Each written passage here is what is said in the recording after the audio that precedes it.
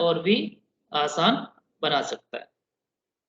तो basically tally 2.0 में 3 तरह के अपडेट्स आए हैं। एक आपका ई-वे बिल से रिलेटेड, ठीक है, ई-वे बिल डोमेन से रिलेटेड एंड सेव व्यू और ट्रिप, ठीक है। जैसे ट्रिप मतलब टैली रिपोर्ट इन ब्राउजर, किसी भी डिवाइस से आप टैली डाटा को एक्सेस कर सकते हैं, जिसे हम लोग ट्रिप बोलते हैं।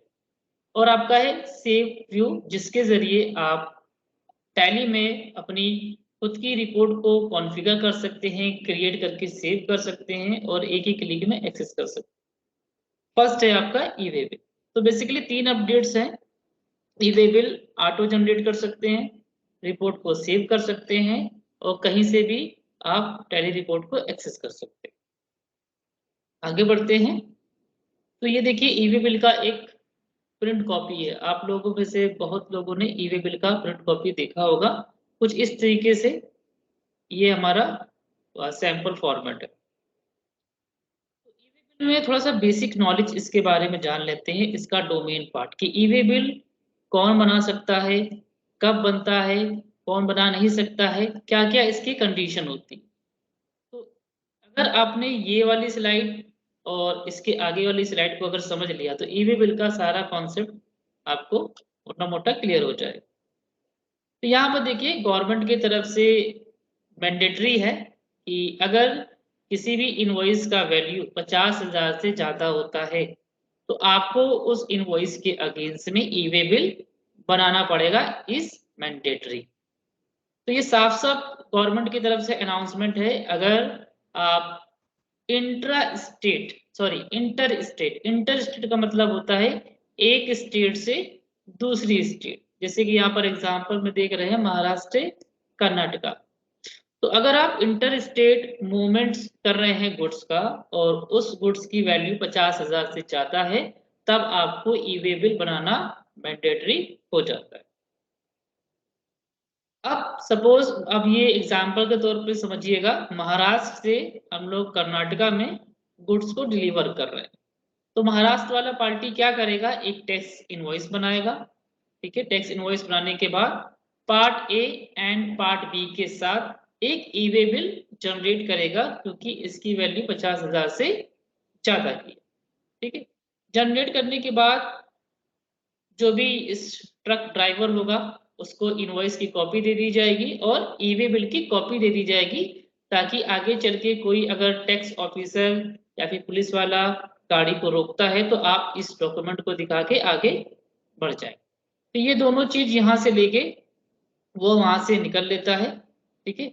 और क्योंकि आप एक स्टेट से दूसरे स्टेट में एंटर कर रहे हैं तो बहुत से टोल प्लाजा मिलेंगे, बहुत से आपको बैरियर्स देखने को मिलेंगे जहां पर आपको रोका जा सकता है कि इस गाड़ी में क्या है, क्या ले जा रहे हो, कहाँ ले जा रहे हो। तो जो भी टैक्स ऑफिसर है आपको बाई चांस रोका गया, तब वो आपका इनवॉइस चेक करता है और देखता है कि ये 50,000 से ज्यादा है तो आपसे ई-वे बिल मांगता है।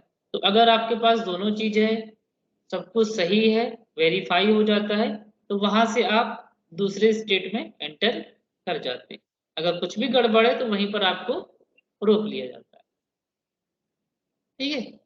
इसी तरीके से इंट्रा स्टेट में भी ये चीज एप्लीकेबल होती है। ऐसा नहीं है कि जब आप एक स्टेट से दूसरे स्टेट में गुड्स ऑफ मूवमेंट करेंगे तभी बनाना है।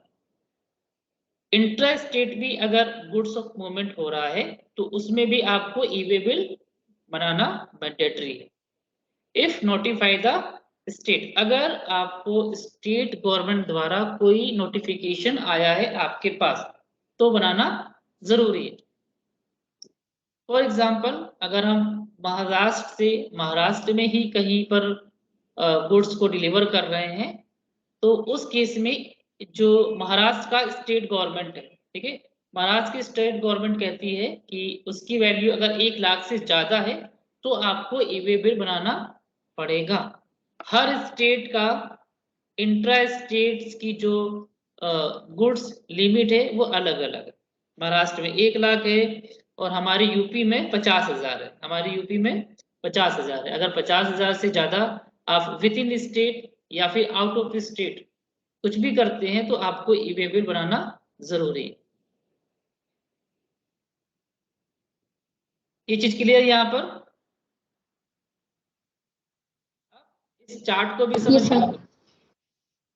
ओके, अब यहाँ पर देखिए, अब कंडीशन कहाँ पर होती, कहाँ पर ई वे बिल की जरूरत होगी, कहाँ पर जरूरत नहीं होगी, ये भी समझ में हमें आना चाहिए।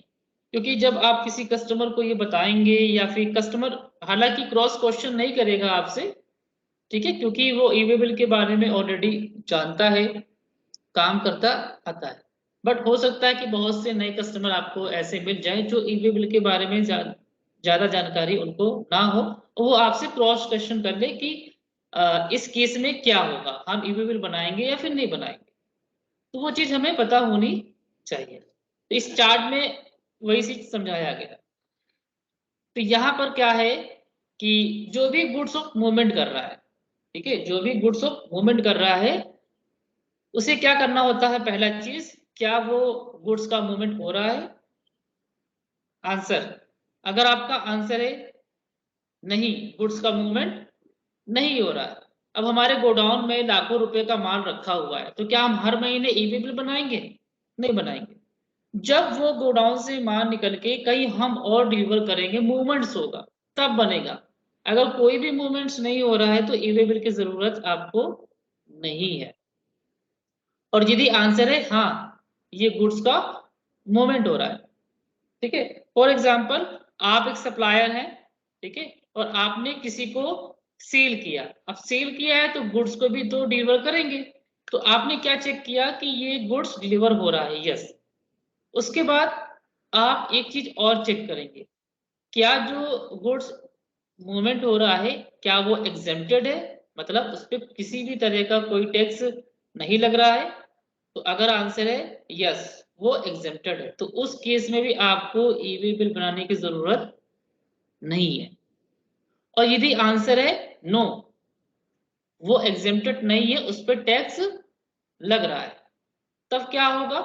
तीसरा पॉइंट आपको ये चेक करना होगा कि आप जो सप्लाई कर रहे हैं वो आपके ही स्टेट में है, या फिर आप दूसरे स्टेट में कर रहे हैं, इंटर स्टेट कर रहे हैं, या फिर आउटसाइड इंडिया कर रहे हैं, ठीक है। तो पहला हमने क्या चेक किया कि हाँ भाई, गुड्स का मूवमेंट हो रहा है, ठीक है। दूसरा हमने ये चेक किया कि उस पर कोई भी टैक्स नहीं लग रहा है, अगर नहीं लग रहा है तो नहीं बनाना पड़ेगा, और अगर टैक्सेबल है तो बनाना पड़ेगा।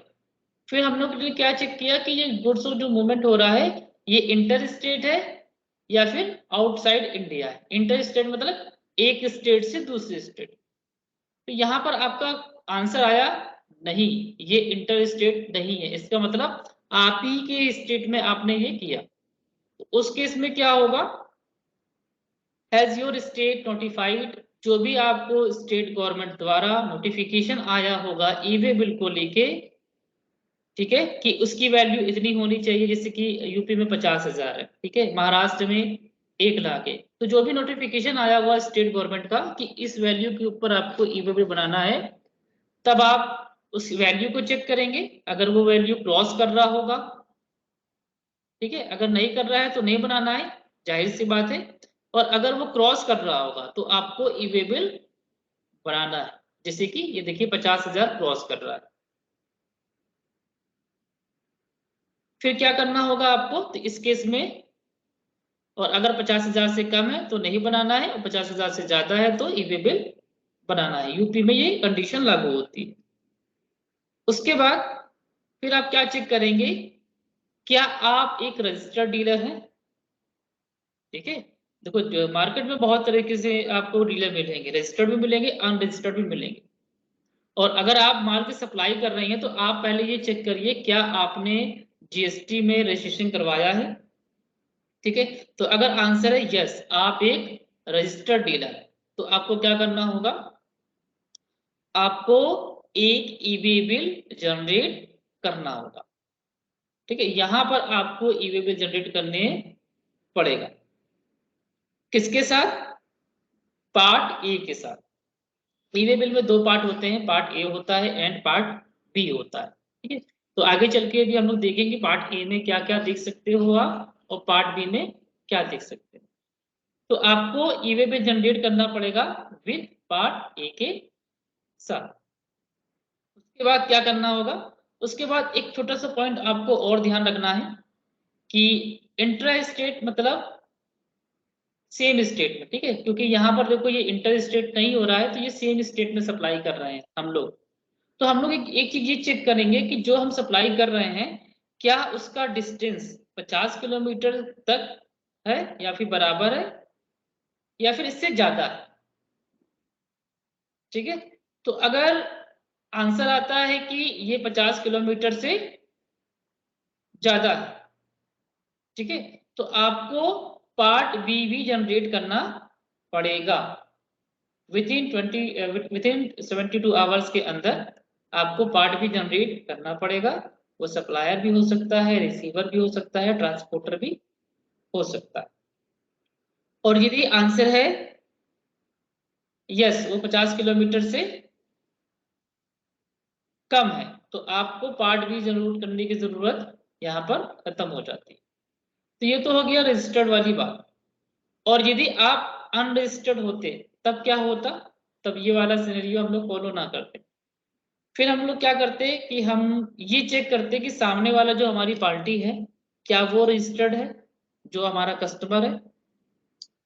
तो अगर वो रजिस्टर्ड है, सामने वाला जो रेसिपिएंट है वो रजिस्टर्ड है, तो वो क्या करेगा उस केस में वो ई वे बिल बनाएगा, इसके साथ विथ पार्टी के साथ। बाद में वही कंडीशन यहाँ पर फिर से लागू हो जाती है। अब ये भी हो सकता है कि आप भी अनरजिस्टर्ड निकले और जो भी रेसिपिएंट है वो भी अनरजिस्टर्ड निकले, तब क्या होगा। तो उस केस में अब आता है ट्रांसपोर्टर, ठीक है, जिसके जरिए आप माल एक जगह से दूसरी जगह भेजते हैं। तो हमें देखना होगा जो हमारा ट्रांसपोर्टर है जिसके जरिए हम माल भेज रहे हैं, तो वो क्या करेगा, वो ई वे बिल बना के आगे माल डिलीवर करेगा। तो ये इसका मोटा मोटा क्या है, एक ई वे बिल का लाइफ साइकिल है। ये क्लियर है यहाँ तक का? जी सर।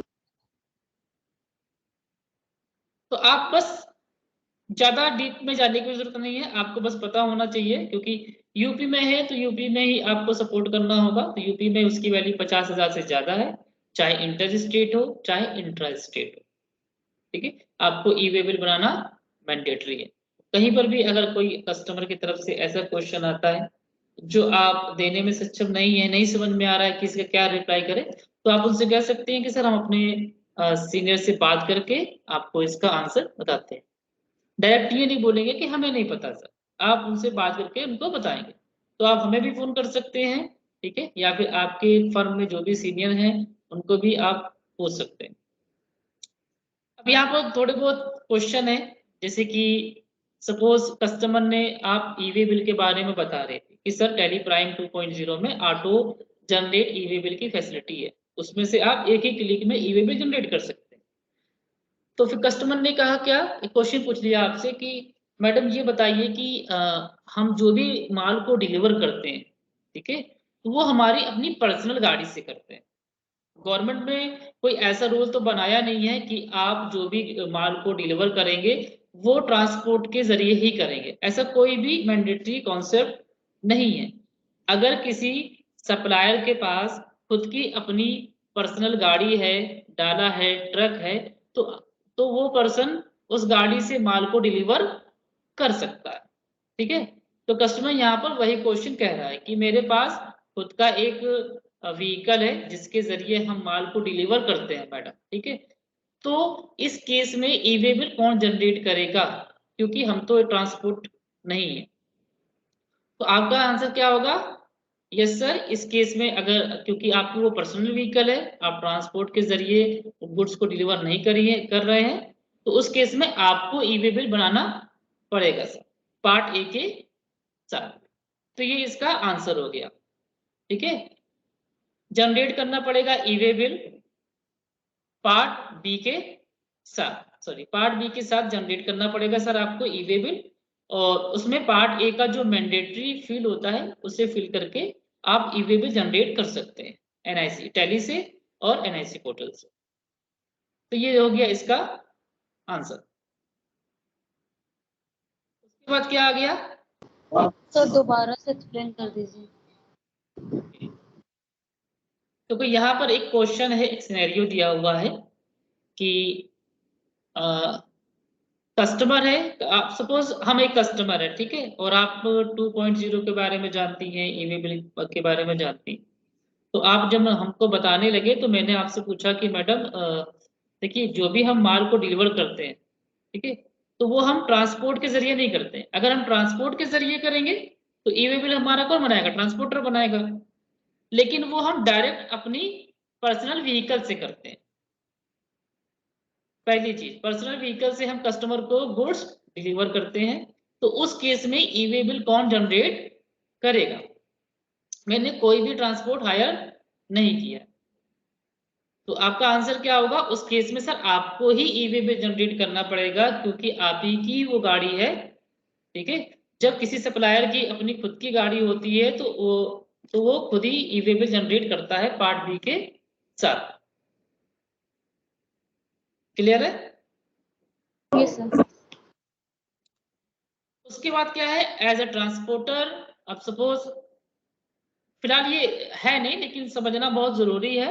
अगर आप एक ट्रांसपोर्टर है, ठीक है, मार्केट में रजिस्टर्ड भी मिलेंगे, अनरजिस्टर्ड भी मिलेंगे। तो दो तरह के ट्रांसपोर्टर मिलेंगे मार्केट में आपको, एक रजिस्टर्ड डीलर और एक अनरजिस्टर्ड डीलर। तो यहाँ पर एज अ ट्रांसपोर्टर, आप एक ट्रांसपोर्टर है सपोज, और आप जीएसटी में रजिस्टर्ड नहीं है, तो ऐसे ट्रांसपोर्टर को ई-वे बिल जनरेट करने की फैसिलिटी कौन देगा? क्या वो जनरेट कर सकते हैं?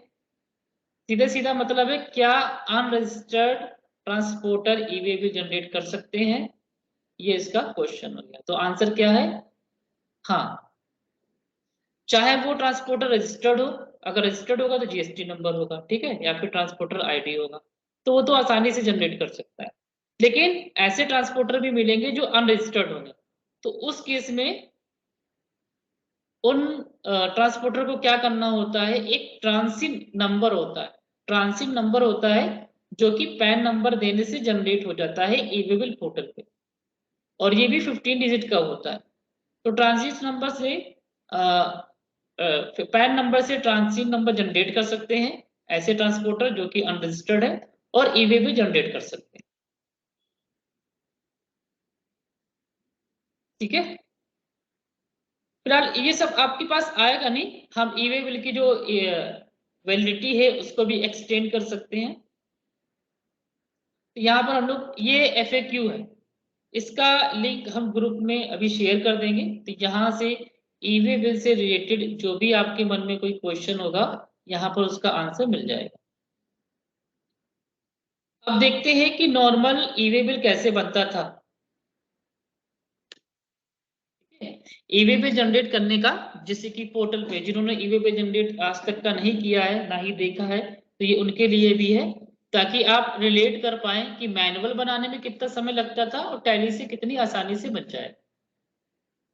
तो देखिए, जब एक नॉर्मल यूजर ई-वे बिल बनाता था, कुछ ऐसे बनाता था। वो जाता था ई-वे बिल के पोर्टल पे, यहाँ से वो लॉगिन करता था, ठीक है, यूजर नेम, पासवर्ड, कैप्चा, और लॉगिन पे मैंने क्लिक किया। उसके बाद मैंने यहाँ पर होम पे क्लिक किया। उसके बाद हम लोग यहाँ पर ई-वे बिल पे क्लिक करते हैं एंड जनरेट न्यू पे क्लिक किया। फिर यहाँ पर क्लिक करने के बाद हमें एक फॉर्म फिल करना पड़ता था। मगर सपोज हमने 1 लाख का कोई टैक्स इनवॉइस काटा, तो उसको देख देख के यहाँ पर हमें फिल करना पड़ता था कि आउटवर्ड सप्लाई है, डॉक्यूमेंट नंबर क्या है, ठीक है।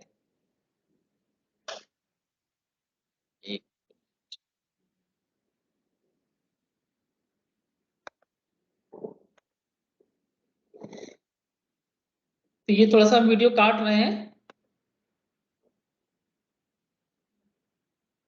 अच्छा पूरा चलने देते हैं इसको। डॉक्यूमेंट नंबर डाला और यहाँ पर बिल फॉर्म में ऑटोमेटिक आपका कंपनी का पूरा एड्रेस आ जाता था, और बिल टू में किसको आप ये सेल कर रहे हैं, तो उसका यहाँ पर नाम, जीएसटी नंबर, स्टेट, ये सारी चीजें हम लोग फिल करते थे। ये मैनुअल तरीका है। ई वे बिल पोर्टल से जाके बनाने का। और इसी चीज को अब आप टैली से भी जनरेट कर सकते हैं 2.0 में।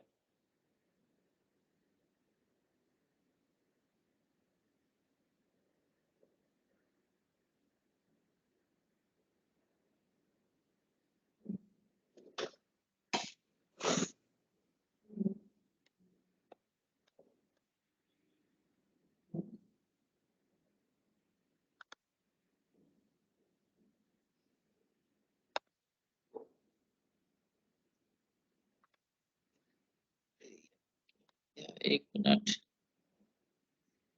जस्ट सेकेंड, कहाँ थे हम लोग?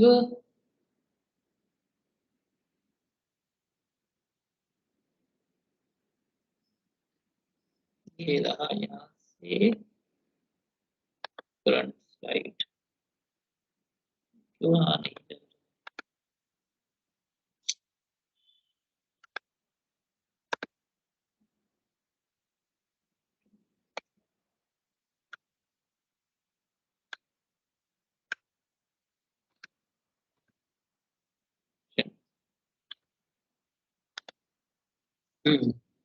देखो ऐसे करके फॉर्म को फिल करते थे जिसमें काफी समय जाता था एक यूजर का।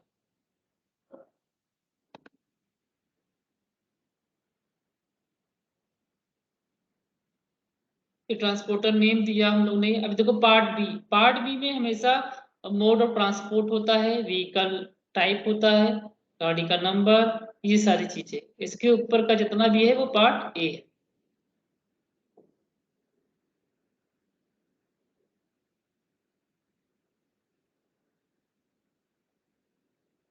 तो 5 से 10 मिनट लग जाता था ई वे बिल जनरेट करने में, अगर आप पोर्टल से करते थे 5 से 10 मिनट। तो इस वीडियो में यही बताया गया है कि कितना समय लगता है आपको मैनुअल चीजों को मैनेज करने में और जनरेट करने में। अब इसी चीज को जब आप टैली से करेंगे तो एक ही क्लिक में जनरेट कर पाएंगे।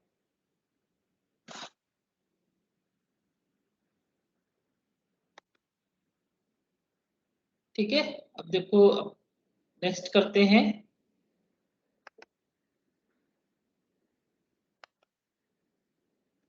तो अब इसे देखिए 2.0 के जरिए टैली से कैसे जनरेट करेंगे। लेकिन अगर आप टैली प्राइम से ई वे बिल जनरेट करना चाहते हैं तो उसके लिए आपको एक काम करना होगा जो कि वन टाइम होगा, और ये चीज आपको कस्टमर को भी बताना है।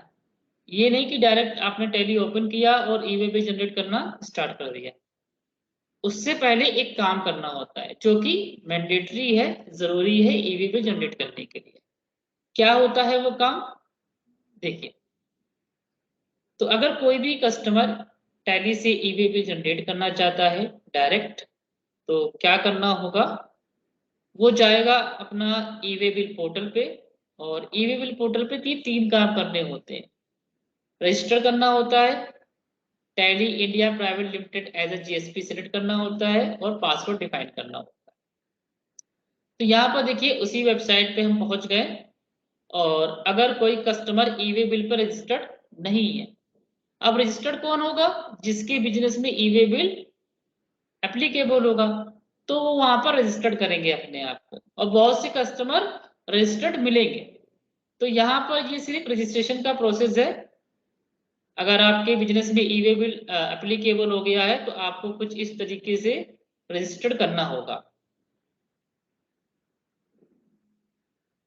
ठीक है, लेकिन ज्यादातर आपको मार्केट में ऑलरेडी रजिस्टर्ड पहले से ही मिलेंगे कस्टमर, क्योंकि ई वे बिल आज का नहीं है, बहुत पुराना कॉन्सेप्ट है।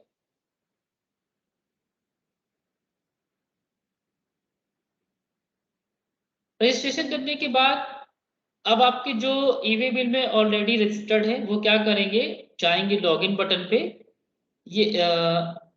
ये चीज बहुत जरूरी है आपके लिए, क्योंकि हो सकता है कि आपको ये बताना पड़े, कोई कस्टमर पूछ ले कि मैडम कैसे होता है, जरा थोड़ा सा गाइड करेंगे हमें। तो आपको क्या कहना है कि सर ई वे बिल वेबसाइट पे जाइए, लॉगिन बटन पे क्लिक करिए। लॉगिन बटन पे क्लिक करने के बाद वो अपना यूजर नेम पासवर्ड कैप्चा डाल के क्लिक करेगा। ठीक है, तो उसके बाद होम पे यहाँ पर क्लिक करेगा। तो यहाँ पर एक ऑप्शन मिल जाता है रजिस्ट्रेशन करने का। यहाँ पर इस पे क्लिक करना है और यहाँ से लेना है आपको फॉर जीएसपी, फॉर एपीआई नहीं लेना है। अगर आप टैली से ई-वे बिल जनरेट करना चाहते हैं तो यहाँ से फॉर जीएसपी क्लिक करना है। जैसे ही क्लिक करेंगे यहाँ से वेरिफिकेशन होगा, एक ओटीपी जाएगा, ओटीपी को आप यहाँ पर डाल के वेरीफाई कर देंगे। उसके बाद यहाँ से ऐड न्यू पे क्लिक करना है और ये है इंपॉर्टेंट पॉइंट, यहाँ पर आपको टैली इंडिया प्राइवेट लिमिटेड ही सिलेक्ट करना है। Tally India private limited tally का खुद का एक जीएसपी है जो टैली से लिंक होके काम करेगा, तो यहाँ पर आपको यही सिलेक्ट करना है। और उसके बाद यूजर नेम, दोबारा से यूजर नेम और पासवर्ड डाल के यहाँ पर हम इसको ऐड कर देंगे। ये वो यूजर नेम पासवर्ड है जिसके जरिए आप टैली से ई-वे बिल बनाएंगे। तो ये एक काम करना होता है, वन टाइम का प्रोसेस है, एक बार आप क्रिएट कर लीजिए फिर आपको दोबारा ये काम नहीं करना होता। सपोज अब हम लोग ने ये काम कर लिया, ठीक है, तो अब हम लोग देखेंगे कि 2.0 से ई-वे बिल कैसे बना सकते हैं।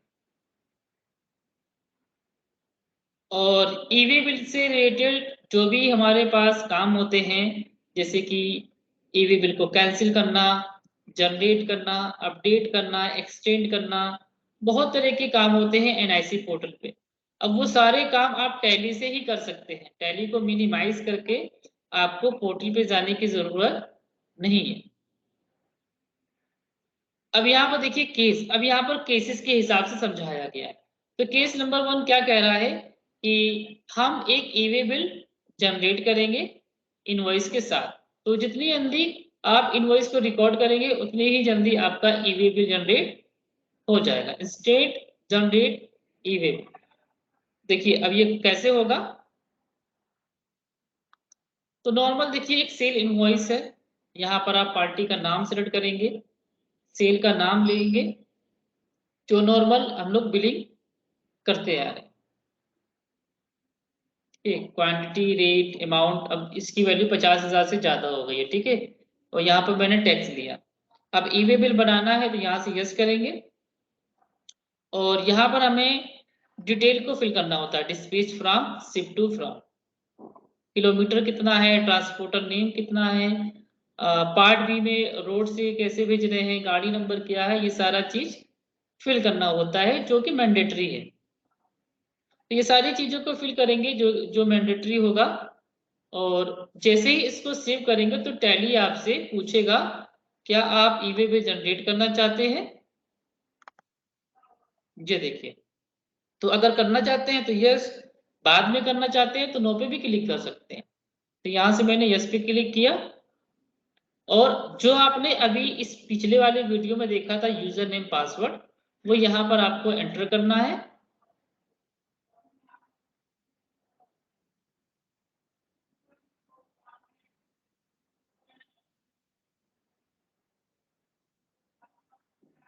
ठीक है, एंटर करने के बाद छोटा सा एक प्रोसेस होगा और आपका ये देखिए मैसेज आ गया कि आपका ई-वे बिल जनरेट हो गया।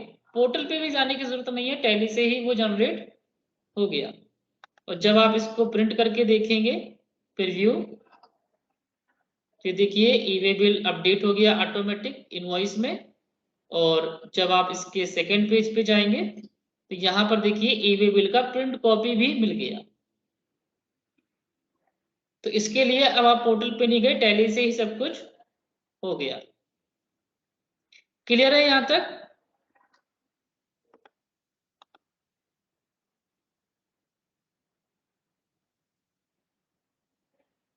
Iran, Rita, Sonal, yes sir, यहाँ तक।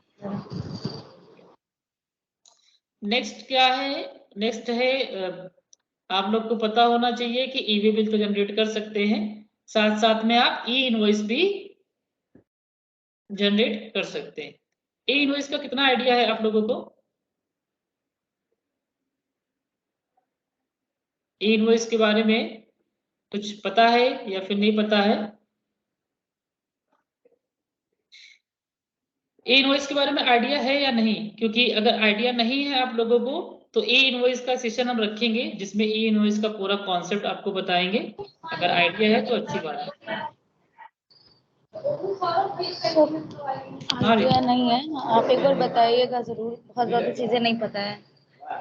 ठीक है, तो ए इनवॉइस के लिए हम एक अलग से सेशन रखेंगे जिसमें ई इनवॉइस के बारे में पूरा समझाएंगे। ठीक है, तो फिलहाल आप लोग ये जान लीजिए कि टैली प्राइम से आप डायरेक्ट ई इनवॉइस भी बना सकते हैं। ठीक है, ए इनवॉइस मैंडेटरी है। जिस भी बिजनेसमैन का टर्नओवर 50 करोड़ से ज्यादा है, गवर्नमेंट ने उस बिजनेस में ई इनवॉइस मैंडेटरी कर दिया है, इतना समझ लीजिए। जैसे कि ई वे बिल 50,000 के ऊपर बनता है, उसी तरीके से अगर किसी बिजनेस का टर्नओवर एक साल का 50 करोड़ से ज्यादा है तो आपको ई इनवॉइस बनाना मैंडेटरी है। तो ये अब देखिए कैसे होगा, इसके लिए भी एक अलग से इसका पूरा एक चैप्टर है, वो हम लोग चैप्टर में डिस्कस करेंगे। फिलहाल के लिए देख लीजिए कि आप कैसे इनवॉइस बना सकते हैं।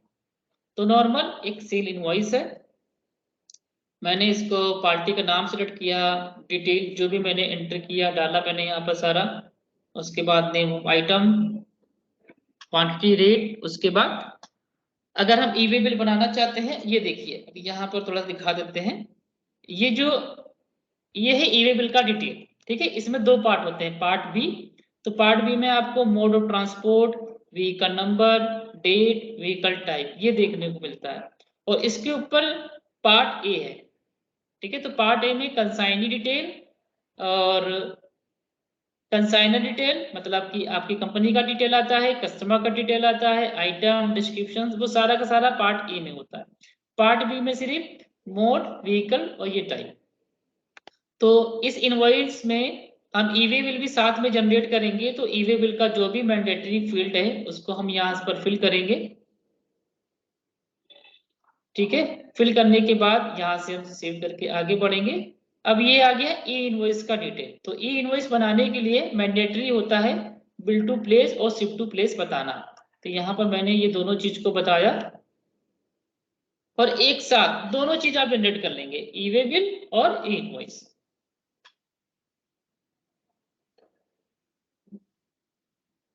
परमिशन पूछ रहा है, मैंने यहाँ पर यस किया, और यहाँ पर फिर से user name and password enter करेंगे।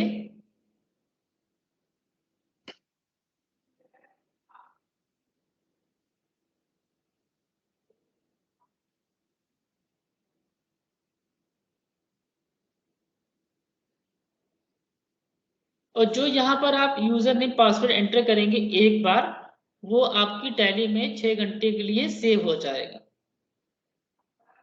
तो ये देखिए आपका ई इनवॉइस बन गया। ये इनवॉइस का फॉर्मेट होता है, जिन लोगों ने देखा है अच्छी बात है, जो नए हैं ये उनके लिए। ये है हमारा जीएसटी ई इनवॉइस, जिसमें इनवॉइस में क्यूआर कोड होता है और IRN number, invoice reference number होता है 64 कैरेक्टर्स का। ये आपका जीएसटी ई इनवॉइस है, और इसमें देखिए आपका ई वे बिल भी जनरेट हो चुका। तो एक साथ दोनों काम हो गए, ई इनवॉइस भी जनरेट हो गया और प्लस ई वे बिल भी जनरेट हो गया। ये देखिए, तो ये भी चीज इसमें पॉसिबल है। नेक्स्ट नेक्स्ट क्या है, बल्क। अगर आप बल्क में ई इनवॉइस या फिर ई वे भी जनरेट करना चाहते हैं तो दोनों तरह की फ्लेक्सिबिलिटी इसमें है। कैसे, तो ये देखिए, बल्क का मतलब होता है कि बहुत से कस्टमर का ये भी कहना होगा कि सर हम इनवॉइस रिकॉर्ड करते समय ये काम नहीं करना चाहते हैं, हम सुबह से शाम तक का काम करना चाहते हैं और शाम को इकट्ठा एक साथ सभी का ई वे बिल या फिर ई इनवॉइस बनाना चाहते हैं। तो क्या ये पॉसिबल है? तो ये पॉसिबल है। हमारा आंसर क्या है? हाँ सर पॉसिबल है। आप चाहे तो इनवॉइस रिकॉर्ड करते समय भी बना सकते हैं या फिर बाद में भी बना सकते हैं। तो ये केस हमारा ये कहता है। तो यहाँ पर पहले से ही कई सारे ट्रांजेक्शन रिकॉर्ड किए हुए हैं, अब उसका हम लोग ई वे बिल बनाएंगे। तो क्या करना होगा, सिर्फ आप डायरेक्ट एक्सचेंज बटन पे क्लिक करेंगे, send for E way bill. और जो आपने इनवॉइस रिकॉर्ड किया होगा वो यहाँ पर दिखाई देगा। ई वे बिल जनरेशन, इनका जनरेट करना है। तो आप यहाँ पर मल्टीपल सिलेक्शन कर सकते हैं, किसी एक को कर सकते हैं या फिर और भी कर सकते हैं। उसके बाद सेंड बटन पे क्लिक करेंगे, परमिशन पूछेगा, यस, तो आपका एक साथ तीनों का ई वे बिल जनरेट हो जाएगा। इसे बोलते हैं बल्क जनरेशन। यहाँ पर तीनों मैंने एक साथ कर दिया।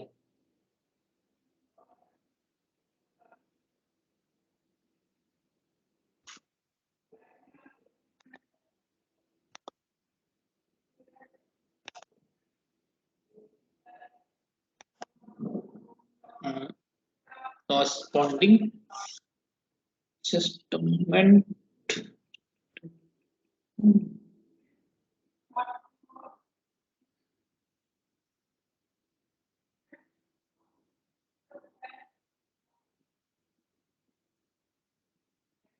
हैंग कर गया है, 1 मिनट।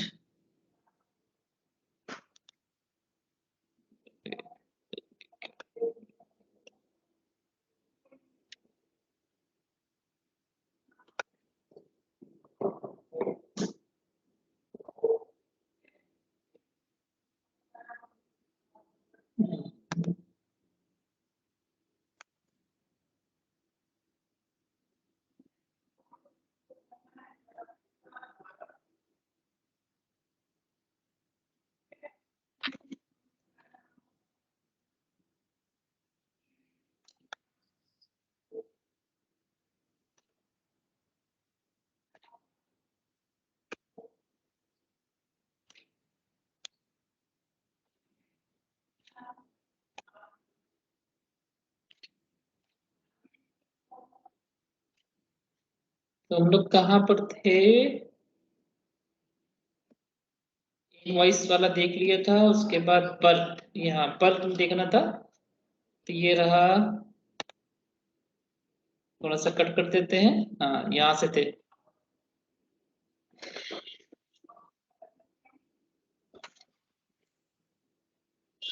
ठीक है, थोड़ा सा प्रोसेस लेगा, यहाँ पर टाइम ज्यादा ले रहा है क्योंकि ये डेमो इन्वायरमेंट में काम किया गया है। और जब आप इसे रियल टाइम में करेंगे तो 1-2 सेकंड के अंदर ये काम आपका हो जाएगा।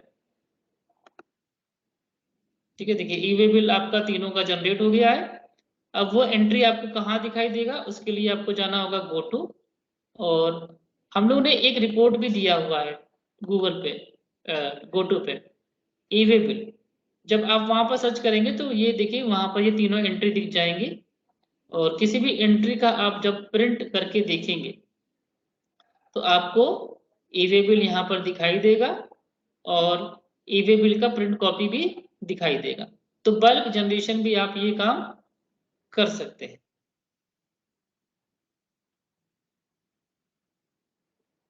ठीक है, नेक्स्ट क्या है? तीसरा केस क्या है? इंफॉर्मेशन को फेच करना। ठीक है, इंफॉर्मेशन को फेच करना, ये कहां पर काम आएगा? सपोज आप ऐसे सिस्टम में काम कर रहे थे और अचानक से आपका सिस्टम हैंग हो गया या फिर उस सिस्टम में कोई दिक्कत आ गई और आप उस सिस्टम से ई वे बिल जनरेट नहीं कर पा रहे हैं क्योंकि उसमें आपका टैली पड़ा हुआ था।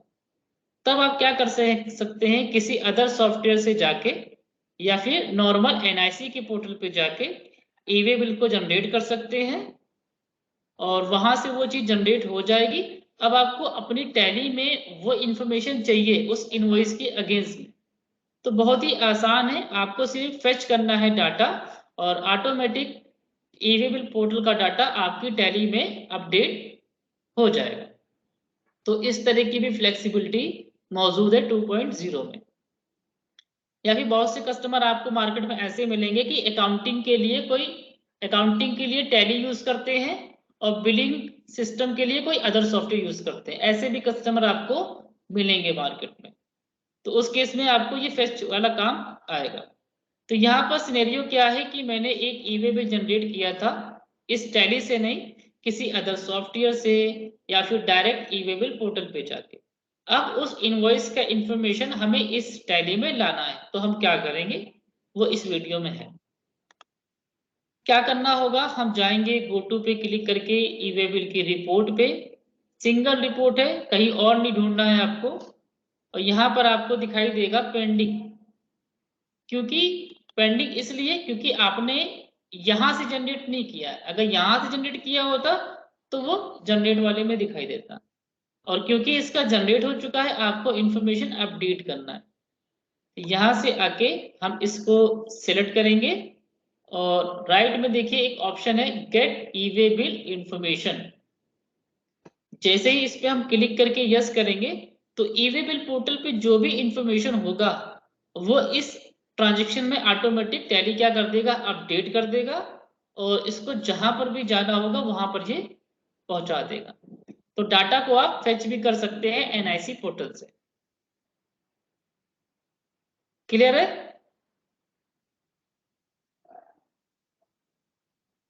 नेक्स्ट और क्या क्या चीज है इसमें?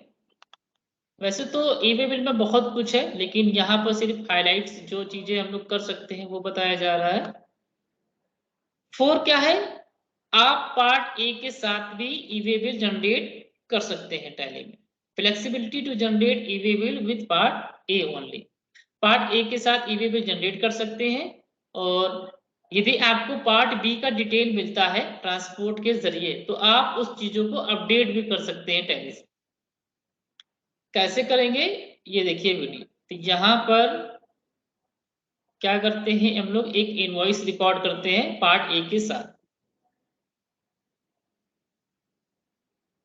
पार्ट ए कब बनता है, पार्ट ए जब बनता है जब आप उस माल का डिलीवर ट्रांसपोर्ट के जरिए कर रहे हैं, तब आपको पार्ट ए बनाना होता है। तो यहाँ से मैंने सारी इंफॉर्मेशन को फिल किया, एंड पार्ट ए मतलब ऊपर वाली डिटेल हम सारी फिल करेंगे, और पार्ट बी हम फिल नहीं करेंगे। तो यहाँ से देखिए नॉट एप्लीकेबल,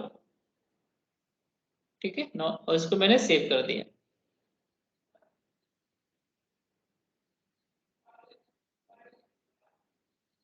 यस किया और ये हमारा ई वे बिल जनरेट हो चुका है। अब इस इनवॉइस के बाद अगर आपको पार्ट बी का डिटेल मिलता है ट्रांसपोर्ट से, तो आप यहां पर जाके इस पे क्लिक करेंगे, ये आपका इनवॉइस दिख जाएगा। इनवॉइस को करना है सेलेक्ट, और राइट में पार्ट बी देखिए एक ऑप्शन है अपडेट पार्ट बी, यहां पर आप उस चीजों को अपडेट भी कर सकते हैं।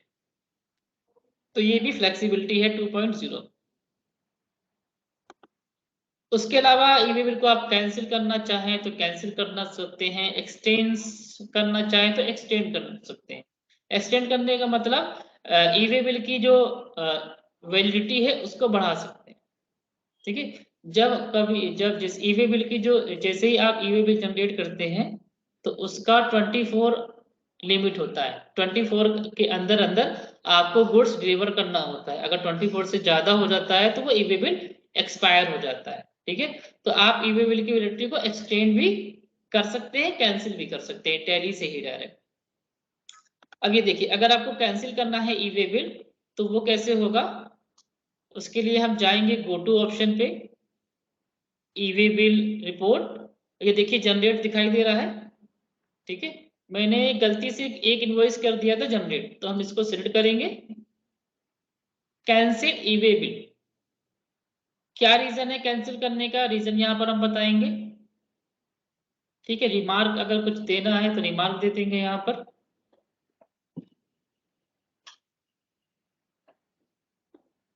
उसके बाद सेव। अब ये देखिए क्या यहाँ से वो एंट्री हट गई। अब फिर हम जाएंगे एक्सचेंज पे, send for E way bill, cancellation के लिए ये इनवॉइस तैयार हो गई है, बस हमको सेंड बटन पे क्लिक कर देना। तो क्या होगा, ये ई वे बिल हमारा कैंसिल हो जाएगा टैली से, आपको पोर्टल पे जाके डिलीट करने की जरूरत नहीं है, ये हमारा कैंसिल हो चुका है। और ये देखिए कैंसिल वाले में शो भी करने लगा। इसी तरीके से आप एक्सटेंड भी कर सकते हैं ई वे बिल। देखिए एक्सटेंड कैसे करेंगे, तो यहां से हम गए गो टू पे, ई वे बिल रिपोर्ट, यहां पर देखिए जनरेट हमारी क्या है, 6 इनवॉइस जनरेटेड है, ठीक है। यहाँ पर क्योंकि लिखा हुआ है ई वे बिल जनरेटेड।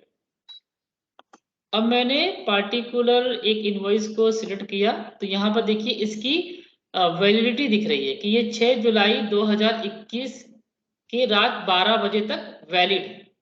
अब ये जो 77,000 का माल था, हमको इस तारीख तक इतना टाइम तक पहुंचा देना है, और किसी ना किसी वजह से ये माल अभी तक वहां पर नहीं पहुंचा है, बीच में गाड़ी रुकी है, पंचर हो गई है, एक्सीडेंट हो गया है, कुछ भी हो सकता है। तो ऐसे में आप ई वे बिल की जो वैलिडिटी है उसको एक्सटेंड कर सकते हैं, बढ़ा सकते हैं। ठीक है, तो करना क्या होगा, सिर्फ आपको बस ये सिलेक्ट करना है।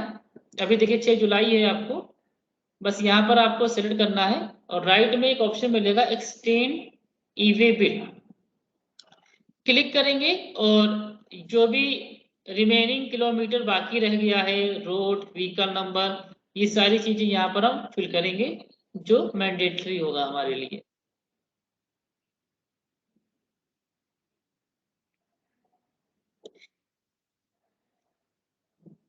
बहुत ही आसान है चीजें, जब हो सकता है कि अभी आपको थोड़ा बहुत समझ में आ रहा हो, लेकिन एक दो बार ये चीज आंखों के सामने देखेंगे तो अच्छे से सब कुछ क्लियर हो जाए। बस हमें ये पता होना चाहिए कि ये सारी चीजें इसमें है, हम इसको ऐसे मैनेज कर सकते हैं, ताकि अगर कोई पूछे क्या हम एक्सटेंड कर सकते हैं, क्या कैंसिल कर सकते हैं, तो मालूम होना चाहिए। तो यहाँ पर देखिए इंफॉर्मेशन फिल किया, और जैसे ही सेव किया, अब हमको क्या करना होगा, एक्सचेंज बटन पे क्लिक करके जाएंगे set for E way bill extension, और सेंड बटन पे बस क्लिक कर देना। ये लीजिए, हो गया आपका ई वे बिल एक्सटेंड। 77,000 की वैल्यू थी, ध्यान, ठीक है। अब फिर से जाएंगे हम उसी रिपोर्ट पे, और उसी एंट्री को फिर से ओपन करेंगे, तो यहाँ पर देखिए उसकी जो वैलिडिटी है बढ़ गई, 7 जुलाई 21 रात के 12 बजे तक हो गई। तो एक्सटेंड भी आप कर सकते हैं। इसके अलावा बर्ड्स आई व्यू एक रिपोर्ट दिया जा रहा है, डैशबोर्ड दिया जा रहा है, जहां पर ई वे बिल से रिलेटेड सब कुछ आपको देखने को मिलेगा। ठीक है, तो वो चीज हम देखो आपको दिखा देते हैं टैली से ही डायरेक्ट। अब यहाँ से एक कंपनी ओपन कर लेते हैं,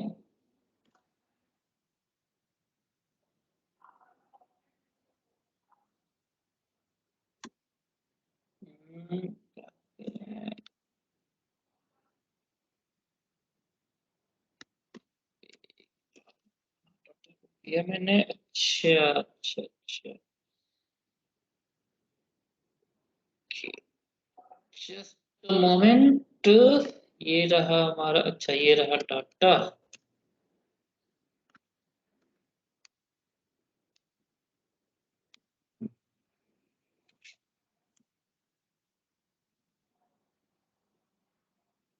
तो एक आपको लाइव करके भी दिखा देते हैं। देखो सिंपल सा, वो जो वीडियो में आपने देखा है वो चीज यहाँ पर भी एक्सपीरियंस कर लीजिए। सपोज अब वाउचर पे गए हम लोग, एक हम सेल इनवॉइस काटते हैं, ठीक है, आज की डेट ले लेते हैं, यहाँ से मैंने पार्टी का नाम सेलेक्ट किया, और नॉर्मल बिलिंग जैसे हम लोग करते हैं वैसे हम लोग कर रहे हैं, देखो ठीक है। यहाँ पर आइटम ले लेते हैं, और 50,000 के ऊपर हो गया, और देखो इसमें अगर ये 50,000 से नीचे होगा, ठीक है, तो यहाँ पर देखो ई वे बिल का ऑप्शन नहीं आता।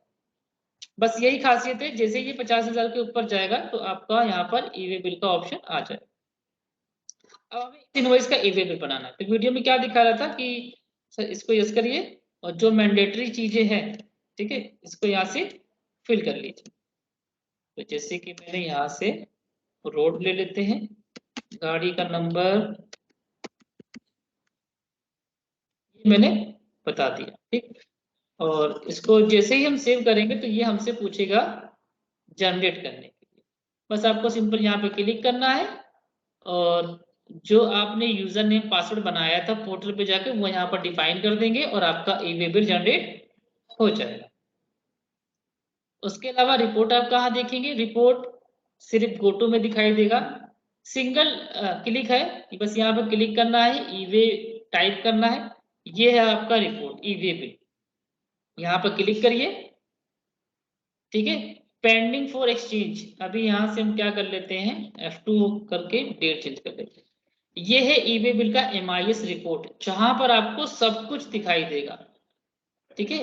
डैशबोर्ड जिसकी हम बात कर रहे थे, बर्ड आई व्यू, जहां पर आपको सब कुछ दिखाई दे रहा है कि कैंसिल कितना किया है अभी तक, ठीक, जनरेट कितना किया है, एक्सपोर्ट कितना किया है, पेंडिंग, पेंडिंग का मतलब अभी आपको 8 इनवॉइस का ई वे बिल जनरेट करना है, और जो अभी हम लोगों ने एक रिकॉर्ड किया था ना, वो देखो यहाँ पर शो करने लगा होगा, ये देखो आज की डेट में। तो इसका ई वे बिल हमें जनरेट करना है, और जो जनरेट हो चुका है वो यहाँ पर है। तो अगर आप इसका प्रिंट देखेंगे, जैसा कि आप वीडियो में देख रहे थे, चलिए वो भी हम आपको दिखा देते हैं।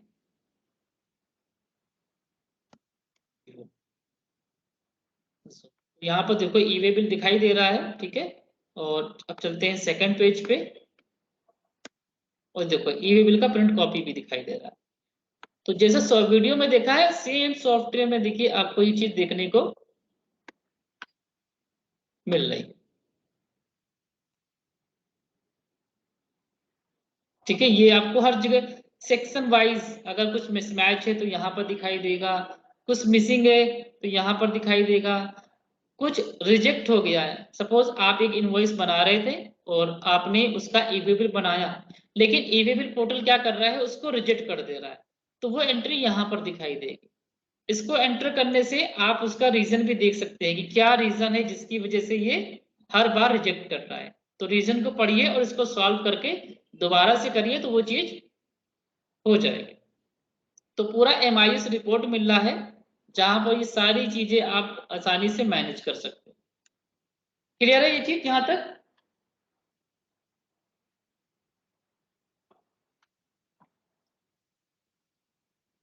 है ना सब लोग? एक तो चले गए, 3 ही लोग बचे हैं। ओके, अब आगे बढ़ते हैं। ये था आपका ईवी बिल का कंप्लीट सॉल्यूशन। अभी भी बहुत कुछ है ईवी बिल में, लेकिन अभी फिलहाल इतना ही है। इतना चीजों को समझिए और जानिए। उसके बाद क्या है कि अगर कुछ भी प्रॉब्लम आती है, कुछ भी एरर आता है देखने में कि ई वे बिल जनरेट नहीं हो रहा है टैली से, ठीक है, हो सकता है ये क्वेश्चन आए आपके पास। अभी कुछ हाल ही में 1-2 दिन पहले ये प्रॉब्लम सब लोगों ने फेस करी है कि बहुत से रिसोर्सेज का फोन आने लगा कि सर टैली से ई वे बिल जनरेट नहीं हो रहा, या फिर ई वे जनरेट नहीं हो रहा है लेकिन पोर्टल से हो रहा है।